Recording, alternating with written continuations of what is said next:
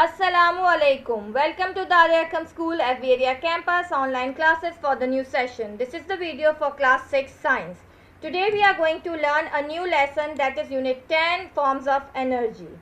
Allah subhanahu wa ta'ala says, "It is he who made the sun a shining light, the moon a bright light, and determined for it phases." This is the verses of Surah Yunus. Anything happening in our surroundings involves energy, from preparation of food by plants to humans and animals eating plants, thinking of some ideas to working on those ideas, inventions of machines to working of those machines. Everything and every process requires energy. Allah subhanahu wa ta'ala has created this energy for our use. So what is actually energy? The word energy is derived from the Greek word energia, meaning in work. It is the capacity to do work. It is measured in joules according to the International System of Units. It has main two branches. The first branch is potential energy. It means stored energy in any object. For example, a stone lying on the ground has energy stored in it. If you pick it up and release it, it will hit the ground. When the stone was falling, its potential energy was being converted into kinetic energy. So it means the second branch of energy is kinetic energy. What is kinetic energy? When an object is moving, it possesses energy. This energy due to motion is called kinetic energy. It depends on the mass and speed of the object. For example, you can see a plane flying on your screen.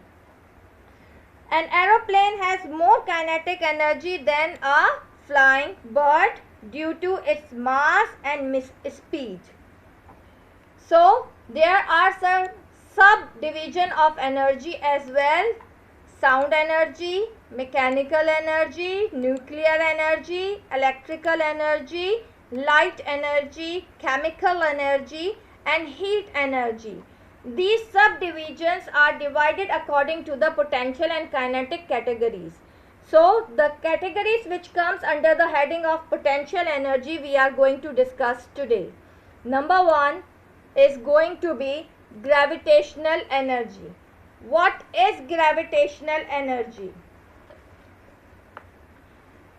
Gravitational energy means the energy stored in an object due to its height is called gravitational potential energy.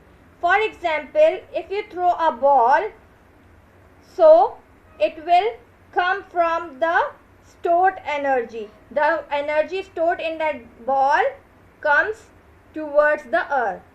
The greater the height or mass of the object, the greater will be gravitational pull, and thus greater will be potential energy.